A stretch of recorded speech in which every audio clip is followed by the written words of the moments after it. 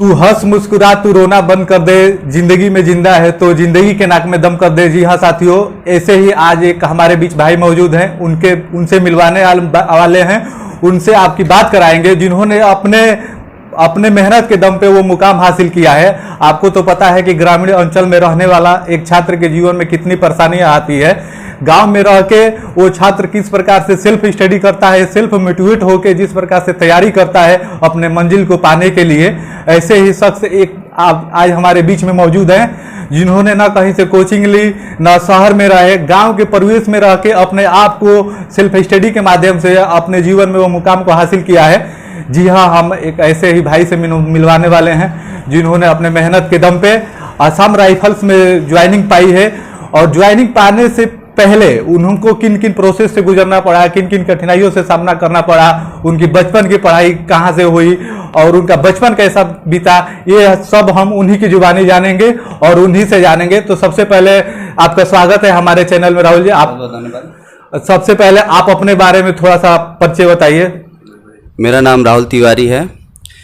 मेरा गांव माथापार है। मैं अपनी शुरुआती शिक्षा अपने ही विद्यालय सनराइज स्कूल से शुरुआत किया था और 9-10 का अपना पढ़ाई एलन नेशनल स्कूल, और मेरा 11-12 की जो शिक्षा थी वो ज्ञानकुंज से पूरी हुई। और उसके बाद मेरे दिमाग में डिफेंस सेक्टर में जाने की इच्छा हुई और फिर मैंने सेल्फ स्टडी और कुछ पारिवारिक कठिनाइयों का जो दौर था मेरे जीवन में आया, तो मैंने साथ में एक स्कूल ज्वाइन किया जिसके साथ साथ मैं स्कूल भी देखता था और अपनी सेल्फ स्टडी भी करता था। फ्रेंड्स, पीके एजुकेशन 17 में आप सभी का स्वागत है। और यहाँ पे हमारे केबिन में मौजूद हैं राहुल कुमार तिवारी जो असम राइफल में ज्वाइनेड हैं, और पीजी एजुकेशन के जो ओनर हैं पंकज कुमार वर्मा, वो भी मौजूद है इस केबिन में। और मैं आपको बताऊँगा कि ग्रामीण क्षेत्र में इतना ज़्यादा स्ट्रगल करने के बाद स्टडीज इनकी क्या रही, कितने घंटे पढ़ते थे और क्या इनका प्रोसेस रहा तैयारी करने के लिए, ताकि जितने भी डिफेंस में तैयारी करने वाले स्टूडेंट हमारे व्यूअर हैं, चाहे ऑडियंस है, वो सब जानना चाहेंगे कि कितने घंटे स्टडी करने के बाद इन्होंने अपने जो मुकाम को हासिल किया है। और ये एक ऐसा शख्स हैं जिनकी छत्र छाया से पिता छतरी उठ गया था, पहले ही इनके पिताजी का डेथ हो गया था, तभी अपने जो है मुकाम पे लगे रहे और स्टडी को जारी किया।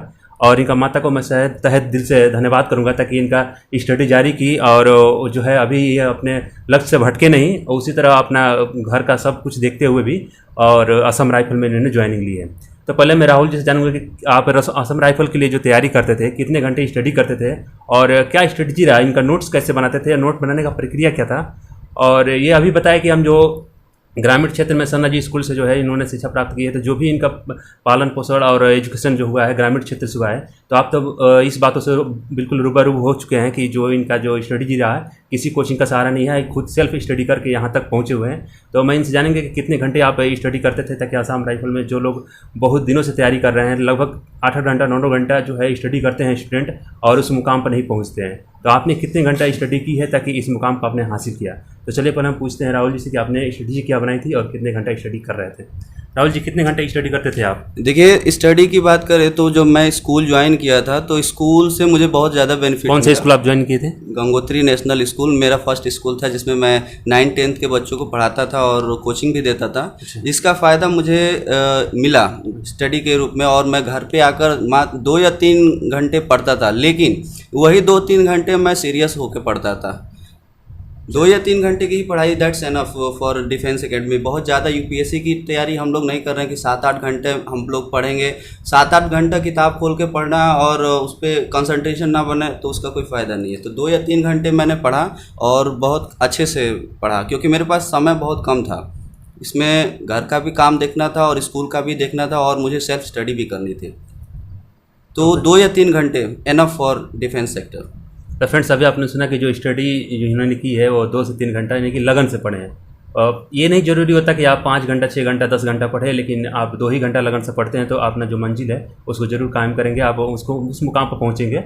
ऐसी बात नहीं कि आप बहुत सारे जो है यूट्यूबर ऐसे बताते हैं आपको कि 10 घंटा 7 घंटा तैयारी करने के बाद भी बच्चे जो है एग्ज़ाम को क्रैक नहीं कर पाते। तो कहीं ना कहीं देखिए किसी की गुणवत्ता को मैं ये परख नहीं सकता, क्योंकि हर एक इंसान की जो बुद्धिलब्धि होती है वो अलग अलग होता है। तो कोई स्टूडेंट 4 घंटा 5 घंटा पढ़ के भी अपने मुकाम को हासिल नहीं करता, और कोई 2 घंटा पढ़ के ही यहाँ पे मुकाम को हासिल कर लेता है। बट पहले ही बता चुका हूँ कि इनके पिता का जो है छत्र छाया उठ गया था इनके ऊपर से। इन्होंने जो है जिस क्लास को ज्वाइन किए, जिस विद्यालय को ज्वाइन किया, उस विद्यालय में जो इन्होंने स्टडी जो बच्चों को दे रहे थे, पढ़ा रहे थे, वहाँ पे पढ़ाने के साथ साथ इन्होंने 2 घंटा स्टडी की और अपना नोट्स भी बनाए। उस बदौलत इन्होंने आज आसाम राइफल में ज्वाइन है। राहुल कुमार तिवारी जो महातापार से हैं, जो डिस्ट्रिक्ट है बलिया डिस्ट्रिक्ट के अंतर्गत ये आते हैं, उत्तर प्रदेश के निवासी रहने वाले हैं, और इनके बातों से रूबरू करवा दिए हैं। अब हमारे बीच जो हैं पंकज कुमार वर्मा, जो पीके एजुकेशन 70 के ओनर है। मैं उनसे जानूंगा कि आप इनके बारे में क्या राय को दे सकते हैं और अपने ऑडियंस को क्या बताना चाहेंगे। सबसे तो पहले मैं इनके बारे में ये बता दूं कि ये हमारे घनिष्ठ मित्र बचपन से ही रहे हैं, हमेशा से ही साथ रहा है, खेलने से लेके पढ़ने तक हर एक काम हम लोगों ने साथ ही में किया है। तो ये बचपन से ही इसी प्रकार के रहे हैं। कुशाग्र बुद्धि के सबसे अलग करने की, सबसे अलग पाने की चाहत हमेशा से इनके अंदर रही है, और उसी का परिणाम है, उसी का देन है कि आज आप देखेंगे कि इन्होंने अपने ही मेहनत के दम पे न कहीं कोचिंग ज्वाइन किया, न शहर में रहना हुआ। तमाम बच्चे आप देखेंगे कि शहरों में रहते हैं, 10-10 साल रहते हैं, 5-5 साल रहते हैं, उसके बाद भी वो सफल नहीं हो पाते हैं। और थोड़े से समय में ही, मुश्किल से मान के चलिए, ये कोई ज्यादा उसके अंदर लगे नहीं थे। निरंतर एक, जैसा कि इन्होंने बताया ही कि 2-3 घंटा ही पढ़ाई करते थे, लेकिन निरंतर करते थे। उन्हीं का ये देन है कि इन्होंने आज इस मंजिल को पाया है। तो सबसे पहले हम इनसे यही जानने की कोशिश करेंगे कि क्या आपका शुरू से ही एम था असम राइफल्स को ही ज्वाइन करने का, या और कोई एम था? किस प्रकार से इसके बारे में आप थोड़ा सा बताइए हमें। देखिए, मेरा ये शुरू से एम नहीं था कि मैं आसाम राइफल में ही जाऊंगा, लेकिन मुझे ये था मेरे मन में कि मुझे डिफेंस सेक्टर में ही जाना है। तो मैंने फॉर्म भर दिया था, और मैं ये आसाम राइफल का सबसे पहले मुझे पता था कि इसमें फिजिकल होता है, तो मैं पढ़ाई के साथ साथ अपना फिजिकल भी देख रहा था, जिसमें 5 किलोमीटर की रनिंग होती है 24 मिनट में। तो कहीं ना कहीं मुझे था कि फिजिकल भी मुझे तैयार करना है, पुशअप, ये सब। बहुत से लड़के ऐसे होते हैं जो फिजिकल में ही डिस्क्वालीफाई हो जाते हैं। तो मैं कहूँगा कि पढ़ाई के साथ साथ आप अपना डिफेंस सेक्टर में अगर जाना है तो आपको मेंटल, फिजिकल ये आपको सही होना चाहिए। तो फिजिकल भी आपको पढ़ाई के साथ साथ रेगुलर रखना चाहिए। 5 किलोमीटर की दौड़ होती है डिफेंस आसाम राइफल में। तो मैं आसाम राइफल का फॉर्म तो डाल दिया था, और रेगुलर प्रोसेस में था कि सबसे पहले मैंने अपना सिलेबस आसाम राइफल का देखा, आसाम राइफल में क्या क्या सिलेबस है। तो मैंने देखा सारे जो डिफेंस सेक्टर में, जैसे कि आर्मी, एयरफोर्स, नेवी का सिलेबस है, हूबहू यही सिलेबस था। अच्छी बात ये थी कि इसमें टाइम जो होता है बहुत ज़्यादा आप लोगों को मिलता है। 100 क्वेश्चन होते हैं, 25-25। आपको मैं बता दूं कि सिलेबस में इंग्लिश होता है, रीजनिंग होता है, मैथ होता है, और रागा ये जीके जीएस होता है। तो सारे क्वेश्चन जीके जीएस में आपके 5 या 6 क्वेश्चन कंप्यूटर के भी देखने को मिलते हैं। तो 25-25 का ये क्वेश्चन का क्राइटेरिया होता है, और 100 क्वेश्चन ये जो होते हैं 2 घंटे में करने होते हैं। बाकी सब आप एग्जाम को देखेंगे तो टाइम लिमिट्स बहुत कम मिलते हैं। तो इसमें आपको टाइम का कोई इश्यू नहीं है, बहुत ज़्यादा टाइम मिलता है। अगर आप थोड़ी सी भी मेहनत करें तो इसमें सफलता हासिल कर सकते हैं। तो सबसे पहले आप ये बताइए, जो भी मेरे भाई, जो भी छात्र इस वीडियो को देख रहे हैं, अगर उनको इसमें जाने में रुचि है, इसकी तैयारी कर रहे हैं, स्पेशली असम राइफल्स की तैयारी कर रहे हैं, जैसा कि आपने बताया कि आपने इसके साथ साथ अदर एग्जामों की भी तैयारी किए थे, लेकिन जो छात्र स्पेशली इसी के लिए तैयारी कर रहे हैं, तो उनके लिए सबसे पहले क्या करना पड़ेगा, कब इसका फार्म आता है, पहला प्रोसेस क्या है? आपने बताया कि जैसे इसमें पहले फिजिकल होता है, तो हम आपसे ये जानना चाहेंगे कि जो आपने सिलेबस का भी जिक्र किया, तो सिलेबस में किस पार्ट से कितने प्रश्न आते थे, कितना करना क्वालिफाई होने के लिए जरूरी होता है। तो जो स्पेशली इसकी तैयारी कर रहे हैं उसके उन लोगों के बारे में, उनके लिए कुछ आप बताइए।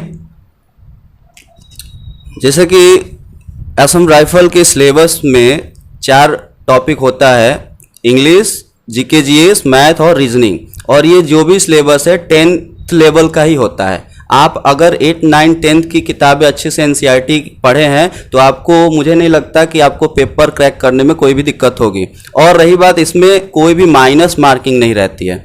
आप अपना अगर ईमानदारी से आप अपने पढ़ाई कर रहे हैं तो 80, 90% आप उस पेपर में ला सकते हैं। और मेरा जो कट ऑफ बना था 92 बना था इस बार EWS का। मुझमें पूरे यूपी में जो सीट थी 3 सीटें थी, जिसमें मैं एक मेरा सिलेक्शन हुआ उसमें, और मैंने जो क्वेश्चन किया था उसमें फाइनल कट ऑफ की मैं बात कर रहा हूँ, फाइनल मेरिट लिस्ट की ये जो कट ऑफ है मैं उसकी बात कर रहा हूँ। और तैयारी के लिए मैं बता दूं तो तैयारी के लिए सबसे बेस्ट जो होती है NCERT की किताबें होती हैं। आप पहले उसको NCERT कवर करें। NCERT में मैथ का भी NCERT, और NCERT का एग्जाम्पलर जो क्वेश्चन होते हैं वो बहुत ज़्यादा मेरे पेपर में देखने को मिले थे। और GK GS में लुसेंट से अच्छी कोई किताब नहीं है, अगर आपको अच्छी लगे तो आप उसको पढ़ सकते हैं, लेकिन लुसेंट्स दैट्स एनफ, बहुत ज़्यादा भी आपको नहीं पढ़ना है, ठीक है।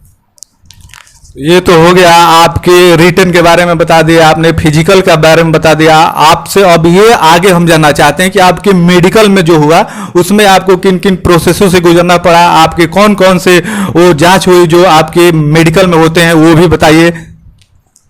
मैं पूरे प्रोसेस को एक एक करके मैं बताता हूँ कि पहले तो मेरा वहाँ पे जाने के बाद चेस्ट हाइट चेक हुआ। गेट पे आप जाएंगे एडमिट कार्ड लेकर, तो सबसे पहले आपको वो हाइट चेक करेगा। हाइट में 1.75 1.72 ये मांगता है, अलग अलग राज्यों में अलग अलग लोगों के लिए। जनरल के लिए 1.72 था, अगर 1.72 से कम था तो वहीं से वो डिस्क्वालीफाई कर देते थे। उसके बाद 250 का बैच बना था रनिंग के लिए, जिसमें रनिंग हुआ, लगभग 4 बैच दौड़े थे, 1000 बच्चे दौड़े थे, जिसमें से मुझे लग रहा है कि 800 बच्चे क्वालिफाई किए थे रनिंग। और उसके बाद तुरंत आपको वहाँ पे चेस्ट मेजरमेंट होगा, आपका वेट मेजरमेंट होगा, आपका डॉक्यूमेंट ये फिंगरप्रिंट हो जाएगा। सब कुछ वहाँ पे होने के बाद आधे घंटे के ब्रेक देने के बाद आपका ट्रेड टेस्ट लिया जाएगा। आप जिस ट्रेड में आप भरे होंगे उसी दिन आपको ट्रेड टेस्ट ले लिया जाएगा। ट्रेड टेस्ट में 20-25 क्वेश्चन वो फॉर्मेट जो होते हैं ऑफिसर रखे रहते हैं, उसमें से आपको पूछते हैं। अगर आपने बिना डरे, आपको वो वहाँ चेक करेगा। मैं यहाँ पे आप लोगों को बता दूं कि ट्रेड टेस्ट में आसाम राइफल में बच्चों को बहुत ज़्यादा छटा था। Trade test one of the best. अगर आप बिना डरे, आप क्या है कि डिफेंस सेक्टर में जा रहे हैं, तो वहाँ पे आपको हिचकिचाना नहीं है, डरना नहीं है। आपका जो जेस्चर पोस्चर होना चाहिए एकदम वेल मेंटेन, सही से होना चाहिए। तो बिना डरे आप अगर 16-17 क्वेश्चन आप सही सही बता देते हैं तो वो आपको क्वालिफाई कर देगा। उसके बाद ट्रेड टेस्ट होने के बाद आपको समय लिया, वो आधे घंटे लंच देते हैं। लंच देने के बाद आपका रिजल्ट का अनाउंसमेंट होता है। जो बच्चे डिसक्वालीफाई हो जाते हैं उनको ट्रक में बैठा के स्टेशन छोड़ दिया जाता है, और जो क्वालिफाई हो जाता है उसका शाइन मुहर के साथ रिटेन का एडमिट कार्ड वहीं तुरंत मिल जाता है। तो मुझे एडमिट कार्ड लगभग जिस दिन मेरा फिजिकल था शाम के 7 बजे तक मुझे मिल गया था। मैं वहाँ से सेंटर से बाहर आ गया था शाम के 7 बजे तक। कुछ महीने कोरोना के कारण 2 महीने गैप रहा, और मेरा जो फिजिकल डेट था मैं बता दूं कि 11 जनवरी था, और जो मेरा रिटेन एग्ज़ाम जो डेट आया वो 9 जुलाई को था। मैंने रिटेन एग्ज़ाम दिया। उसके बाद जुलाई के बाद 1 महीने बाद मेरा रिज़ल्ट आ गया, जिसमें मैं प्रोविजनली सिलेक्टेड हुआ। और 10 से 15 दिन लगे थे, उसका मेडिकल का डेट दे दिया उसने। मेडिकल के डेट में मेरे को लग रहा है कि 10 या 15 दिन बाद मेरा मेडिकल हुआ। जब मैं मेडिकल के लिए गया था तो सबसे पहले आपको बता दूं कि मेडिकल, अगर आप थोड़े भी अनफिट हैं शरीर में, मैं पहले ही बताया कि फिजिकल, अगर आप डिफेंस में जा रहे हैं तो आपका फिजिकली फिट होना बहुत ज़रूरी है, मेंटली फिट होना बहुत ज़रूरी है। तो आपका आर्मी का ही प्रोसेस सारा होता है, वहाँ पे सारी प्रक्रिया आर्मी की ही होती है। अगर आप में थोड़ा सा भी शरीर में अनफिट है तो आप उसको पहले सही करा के ही फॉर्म भरें, तभी जाए, नहीं तो आप मेडिकल पेपर निकालेंगे, फिजिकल निकालेंगे, लास्ट में आप जाके छट जाएंगे। तो फिजिकल की मैं बात करूं तो सबसे पहले फिजिकल में आपका वही ब्लड टेस्ट लिया गया, यूरिन टेस्ट लिया गया। उसके बाद लेके हम लोगों को आधे घंटे बाद रेस्ट करने के बाद लेके जाया गया बड़े से हॉस्पिटल में, जहाँ पे हम लोगों का आई विज़न, कलर विज़न ये सब चेक हुआ। और वहाँ पे जो बच्चे छट रहे थे वो ब्लड प्रेशर, शुगर, ये सब में बच्चे छट रहे थे, हाई उनका ब्लड प्रेशर हो जा रहा था। उसमें ब्लड प्रेशर में बच्चे बहुत ज़्यादा छट रहे हैं। तो ब्लड प्रेशर हो जाने के बाद पूरे बॉडी का स्कैन हुआ, बॉडी ऊपर से नीचे तक, शर्ट पैंट ये सब खुलवा के आपका। ये जब मेडिकल होता था आपका जी, तो मेडिकल में कितने लोगों को अंदर ले जाते थे? जैसे कि बहुत सारे बच्चे बोलते हैं कि सर मेडिकल में कितने बच्चे जाते हैं एक साथ में, देखिए वहाँ पे जो ऑफिसर थे 2 ग्रुप में बटे हुए थे, 2 स्लॉट में थे। एक ग्रुप में 15 से 20 बच्चे जाते थे। दो डॉक्टर थे, 2 डॉक्टर चेक करते थे। तो सेक्शन ए और सेक्शन बी के रूप में डिवाइड कर दिया जाए। आधे बच्चे को उधर के डॉक्टर चेक करते थे, आधे बच्चे के इधर चेक करते पार्ट वाइज बांट दिया। हाँ, पार्ट वाइज बांटा गया ताकि ये जल्दी प्रोसेस हो सके। तो मेडिकल की मैं बात कर रहा हूँ, तो उसमें आपका नीचे का जो पार्ट है, आप जब भी मेडिकल के लिए जाएं तो वेल क्लीन होके जाएं। आप जो भी है आपका बंग्स जो होता है, बगल्स होते हैं, वो साफ सुथरे होने चाहिए। आपके इनर जो पार्ट होता है वो भी साफ सुथरा होना चाहिए। नाखून, कान में जो वैक्स होता है उसको साफ करा के जाएं। आपका जो यहाँ पे नाक जो होती है, नाक में हड्डी होती है जिसको डीएनएस कहा जाता है, वो आपका टेढ़ा नहीं होना चाहिए। आपका 6x6 का कलर 6x6 की आंखें होनी चाहिए, कलर विजन नहीं होना चाहिए। ये सब कुछ वहाँ पे चेक होता है। तो अब हम आपसे ये जानना चाहेंगे कि फॉर्म भरने से लेके ज्वाइनिंग लेने तक आपको इतने दिनों के बीच में आपका कितना समय लगा? अगर कोई छात्र, कोई भाई मेरा अगर इसमें अप्लाई कर रहा है तो उनको ये पता होना चाहिए, वो जानने के लिए उत्सुक रहते हैं कि कितने दिनों के अंदर ये सारा प्रोसेस हो जाता है। तो इसके बारे में थोड़ा सा कुछ बताइए। देखिए, जहाँ तक मुझे जानकारी है, मैंने जो फॉर्म भरा था वो सितंबर महीने के 1230 वाले पोस्ट में मैं था। जो अभी 1380 पोस्ट आई है, उससे पहले वाले जो 1230 पोस्ट आई थी उसमें मैंने फॉर्म डाला था, और ये सितंबर में फॉर्म आया था। आज लगभग 1 साल पूरे होने को है, लेकिन सितंबर में फॉर्म डाला गया था। इसका जो फिजिकल डेट था वो 1 दिसंबर से शुरू हो गया था। 1 दिसंबर से फिजिकल शुरू होने के बाद मैं बता रहा हूँ, मेरा जो फिजिकल डेट था 11 जनवरी को था। अलग अलग राज्यों के लिए अलग अलग डेट दिया गया था, जिसमें 2 महीने तो आपको कोरोना के कारण सस्पेंड कर दिया गया था, भर्ती को रोक दी गई थी कोरोना के कारण। और बीच में मैं बता दूं, ये जो वैकेंसी थी, कुछ लड़कों ने एनसीसी के लिए इसको कोर्ट भी लेके गए थे। कोर्ट में ये वैकेंसी गई थी, जिसमें और भी रिजल्ट आने में जो था वो पेंडिंग हुआ था। नहीं तो ये भर्ती बहुत जल्दी खत्म हो जानी चाहिए थी। अभी तक मेरा ज्वाइनिंग हो जाना चाहिए था। मैं जहाँ गया था वो ऑफिसर बता रहे थे कि जुलाई महीने में आप लोगों की ट्रेनिंग शुरू हो जाएगी। लेकिन जो ये देर हुआ वो कहीं ना कहीं आपका ये कोर्ट में ये वैकेंसी जाने के कारण देर हुआ। नहीं तो ये वैकेंसी जो है आपको 2 या 3-4 महीने में ये खत्म करा देते हैं। ये प्रोसेस बहुत जल्दी होता है। आप भी देख सकते हैं कि सितंबर में फॉर्म डाला गया और दिसंबर से आपका फिजिकल शुरू हो गया। और अगर सब कुछ सही रहता, कोरोना नहीं आता, ये वैकेंसी कोर्ट में नहीं गई होती, तो वो टाइमली अपना काम कर रहे थे।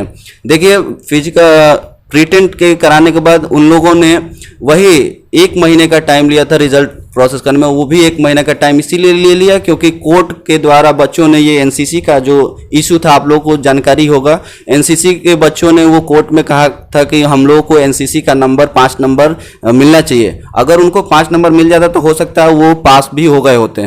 तो आसाम राइफल की इसमें जीत हुई। आसाम राइफल इस बात को नहीं माना क्योंकि उसने पहले ही नोटिफिकेशन में निकाल दिया था कि हम अपने अनुसार वैकेंसी में ऐड और घटा सकते हैं, सीट को अपने अनुसार तब्दीली कर सकते हैं। तो उसकी जीत हुई और फाइनली हम लोग का रिजल्ट आउट हुआ और हम उसमें प्रोविजनली सेलेक्ट हुए, मेडिकल के लिए गए। और मेडिकल के लिए हो जाने के बाद भी बच्चों में संदेह बना रहता है फाइनल मेरिट लिस्ट का।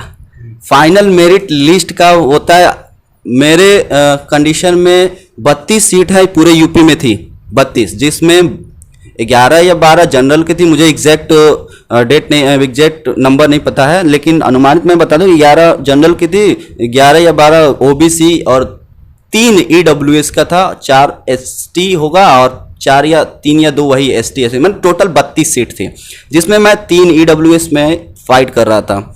पूरे यूपी से 77,000 बच्चे इसमें गए थे आसाम राइफल में। 77,000 में 32 को लेना था। फाइनली जो मेडिकल तक बच्चे थे, जिसमें 106 बच्चे सब कुछ प्रोसेस पूरा करके चले गए थे। 106 बच्चों का वहाँ पे सारा प्रक्रिया हो गया था, फिट थे वो।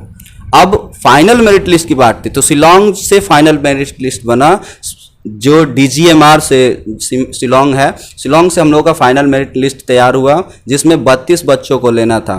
32 बच्चों को लेना है और बच्चे पास कितने थे? 106 के आसपास थे। तो भी डर बना रहता है कि किसका सिलेक्शन होगा किसका नहीं। तो वही जो बच्चा रिटन में अगर बढ़िया करता है तो उसको डरने की कोई ज़रूरत नहीं है। वो अगर 90, 92, 90 प्लस अगर स्कोर करता है तो वो मैं कहता हूँ कि वो उसका सिलेक्शन श्योर हो जाता है। आपसे यही जानना चाहेंगे, देखेंगे कि कोई भी भाई अगर किसी भी क्षेत्र में जाता है तो वो सबसे पहले ये जानने के लिए उत्सुक रहता है कि हमारा उसमें ग्रेड पे कितना रहेगा, पेमेंट हमको कितना मिलेगा।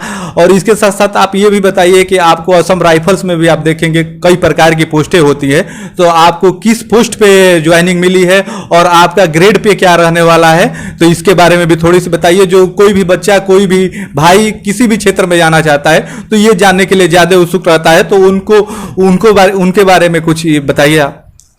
मेरा जो ट्रेड था वो जनरल ड्यूटी का था, जीडी का था। और इसमें जनरल ड्यूटी में जो ये सफाई वाले जनरल ड्यूटी में जो होते हैं, जनरल ड्यूटी के अलावा सफाई वाले कुक का भी वही ग्रेड पे होता है जो जनरल ड्यूटी का होता है। जनरल ड्यूटी का जो ग्रेड पे था वो 22,700 था।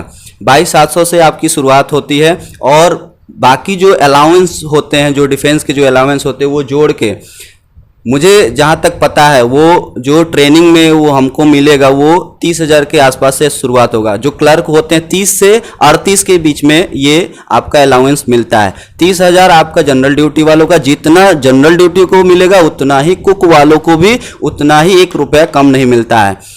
तो बेसिक जो ग्रेड पे की बात है वो 22,700 है और अलाउंस जोड़ के ट्रेनिंग के समय में आपका 30-34 ये पड़ जाता है। और उस ट्रेनिंग खत्म होने के बाद जो और भी जो अलाउंस आप में जुड़ जाते हैं, HRA हो गया, DA हो गया, ऐसे सब HRA हाई रिस्क जो होता है, क्लियरेंस जो अलाउंस होते हैं, रूम का जो अलाउंस होता है, और जो आपका खाद्य क्वार्टर आप अगर नहीं लेते हैं तो उसका आपको अलाउंस मिलता है। मतलब बहुत ज़्यादा बेनिफिट इसमें आपको मिलेगा। तो ये सब जोड़ के मुझे लग रहा है कि 50-55 हज़ार आपका वहाँ पे सैलरी बन जाती है। तो आपने हमारे बीच में आके इतना समय दिया, बहुत अच्छा लगा। जो भी भाई अगर इसके क्षेत्र में तैयारी कर रहे हैं, जो भी असम राइफल्स में जाना चाहते हैं, तो आपको पता है कोई भी अगर कुछ संस्था ज्वाइन किए हुए हैं तो वहाँ के टीचर तमाम प्रकार से बताएंगे, हर एक प्रोसेस बताएंगे। लेकिन सच्चा प्रोसेस, अगर सच्चा कोई जो उसमें ज्वाइनिंग लिया हो, अगर वो आपसे बात करे, अगर वो आपको बताए कि भाई आपको इसमें जाने के लिए इन प्रोसेसों से गुजरना पड़ता है, तो उसमें सच्चाई होती है, क्योंकि वो उस रास्ते से चल के अपनी मंजिल को पाया है। इतना ही जानना चाहेंगे। स्पेशली एक बार और हमारे जो साथी हैं, जो भाई हैं तैयारी कर रहे हैं, उनको कुछ संदेश देना चाहेंगे कि किस प्रकार से तैयारी करें कि वो पहले अटेम्प्ट में या दूसरे एक बार उसमें सफलता न भी मिले तो फिर जोरों शोरों से लग के दूसरी बार उसमें सफलता प्राप्त कर लें। तो आप कहना चाहेंगे जो भी भाई फोर्स लाइन में आना चाहते हैं? देखिए, मैं यही बताऊंगा कि जिसको अगर डिफेंस ज्वाइन करना है तो उसको सबसे पहले अपना फिजिकल और रिटेन की तैयारी करे। उसके बाद वो अगर वो तैयारी में लग रहा है, अगर एक बार नहीं होता है, 2 बार नहीं होता, उसको नर्वस होने की कोई ज़रूरत नहीं है। मैं बता दूं कि असम राइफल में अभी 46 बटालियन है और बात कही गई है कि वहाँ 51 बटालियन बनाना है और एक बटालियन में 1000-1200 की सेना वहाँ पे रहते हैं सैनिक। तो 46 बटालियन है। हर साल आपका 1000-1200 की वैकेंसी आनी ही आनी है। तो आपको बहुत ज़्यादा अपॉर्चुनिटी है। आप एक बार नहीं हुए, 2 बार नहीं हो, आपकी हर साल वैकेंसी आनी है, इतना जहाँ तक मुझे मालूम है। 46 बटालियन है, 51 बटालियन बनाने का आदेश है असम राइफल में। और मैं अंत में यही कहूँगा कि आप रेगुलरिटी अपने अंदर लाइए। रेगुलरिटी, किसी भी काम को कर रहे हैं तो आप रेगुलर कीजिए, बीच बीच में छोड़ के नहीं। तो आपको अगर सफलता पानी है तो अंत में मैं यही कहूँगा कि किसी ने कहा है कि success is nothing but only a matter of right planning. अगर आप अच्छे से प्लानिंग करके किसी काम को करते हैं तो आपको निश्चित ही सफलता मिलती है। बिना प्लानिंग के आप अगर जाएंगे तो वही आपका हाल होगा, जिससे भेड़ जाती है। कोई उसका एम्बिशन नहीं है, कोई टारगेट नहीं है। जैसे बच्चे चल रहे हैं वैसे हम लोग भी चल रहे हैं, तो उसमें उसका कोई एम्बिशन नहीं रहता, कोई वो टारगेट को अचीव भी नहीं कर पाता है। तो सक्सेस अगर आपको पाना है तो अच्छे से प्लानिंग के साथ, जैसे कि असम राइफल का सिलेबस है तो आपको पूरा सिलेबस 2 या 3 बार आपको रिवाइज करके ही आपको जाना होगा, अगर आप निश्चय ही सफलता लेना चाहते हो तो। फ्रेंड्स, अभी आप सुन रहे थे राहुल कुमार जो तिवारी जी असम राइफल में ज्वाइनिंग लिए हैं, वो बता रहे थे। उससे पहले मैं बता दूं कि ये इन्होंने नोटिफिकेशन की बात कही थी कि बहुत सारे मैटर कोर्ट में गए थे। तो मैं आप लोगों से यही आग्रह करेंगे कि जब भी फॉर्म भरने जा रहे हैं, नोटिफिकेशन को रीड आउट करें। नोटिफिकेशन में क्या कहा गया है, क्या नहीं कहा गया है, आप एलिजिबल हैं कि नहीं है, इस बात को आप गौर से पढ़ें, उस बात से फॉर्म को फिलअप करें। दूसरी बात पर्टिकुलर जो ये लूसेंट की बात कर रहे हैं, तो देखिए इस चैनल के माध्यम से मैं आपसे यही कहूँगा कि कमेंट में कुछ ऐसा मत लिखिएगा जिससे किसी को बुरा लगे। मैं किसी पब्लिकेशन का यहाँ बात नहीं कर रहा हूँ या प्रचार कर रहा हूँ। जो भी लैंग्वेज में आपको बुक अच्छा लगे आप परचेज करके उसको स्टडी से ले सकते हैं। या एनसीईआरटी की जो मैंने बात कही कि एनसीईआरटी की बुक सबसे बेटर रहता है, तो मैं भी कहूँगा कि एनसीईआरटी की बुक जो है किसी भी एग्ज़ाम के लिए सबसे बेटर रहता है। और तैयारी करने से पहले आपको सिलेबस जानना जरूरी है, क्योंकि सिलेबस ही एक ऐसा माध्यम होता है जो एग्ज़ाम को करेक्ट करने में आपको बहुत ज़्यादा सपोर्ट और हेल्प करता है। तो इस बात को आप ध्यान रखें। और दूसरी बात यह है कि आप नर्वस ना हो, होपलेस ना हो। जब बटालियन और भी बढ़ाने की बात कही जा रही है तो आप लोगों का अच्छा अपॉर्चुनिटी है इस विभाग में जाने के लिए। और बहुत सारे दर्शक ऐसे पूछ रहे थे, एक सनसनी फैला हुआ है पूरे भारत में कि लोग बोलते हैं कि आसाम राइफल में जाने के लिए वहाँ का निवास बनाना जरूरी होता है। तो मैं ये राहुल जी से जानूंगा, क्योंकि इसमें तो हम उतना परिपक्व नहीं है कि जानते हैं कि क्या इसका प्रोसेस होता है। तो इन्होंने क्या निवास वहाँ से बनवाया था, ऐसे बहुत सारे अवधारणाएं जो है भ्रम में समाज में फैला हुआ है, लोग बोला करते हैं। क्योंकि ये आसाम राइफल आप समझते हैं कि ये पूर्वी भारत के पूर्वी एक वो स्टेट है, वहाँ पे ये वैकेंसी की जाती है। और खासकर ये जब पश्चिमी क्षेत्र के बच्चे होते हैं इस चीज़ पे बिल्कुल फोकस करते हैं। तो राहुल जी क्या ये ऐसा मैटर होता है क्या? नहीं, देखिए ये भर्ती जो थी ऑल ओवर इंडिया की थी, इसमें कोई ज़रूरत नहीं था कि आप आसाम का निवास बनवाएं। एग्जाम्पल मैं आपको खुद यहाँ पे सामने बैठा हूँ, मैं यूपी का हूँ और मैंने कोई आसाम का निवास नहीं बनवाया, क्योंकि ये भर्ती ऑल ओवर इंडिया की थी। कर्नाटका सारे राज्य के बच्चे आए थे, किसी ने कोई अपना स्पेशली आसाम राइफल का कोई निवास नहीं बनवाया था। हाँ, ये है कि आसाम राइफल अगर है तो आपको थोड़ा बहुत रियायत मिलता है, आपको वहाँ पे 2% 3% वहाँ पे बेनिफिट मिलता है, बस और कुछ नहीं।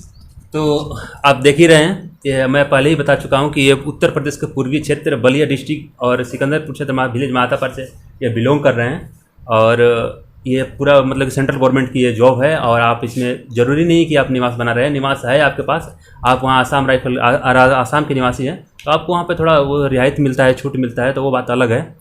बट जो भी हो, मैं आपसे बस यही आग्रह करूँगा और कि आप तैयारी करना चाहते हैं, अगर मैं कोई चीज़ आपको ये लग रहा है कि इस चैनल के माध्यम से आपको बताया जा रहा है, कुछ जानने के इच्छुक हैं, तो कमेंट सेक्शन में ज़रूर लिखिएगा। आपका जो भी समाधान होगा वीडियो के माध्यम से या रिप्लाई के माध्यम से आपको दे दिया जाएगा।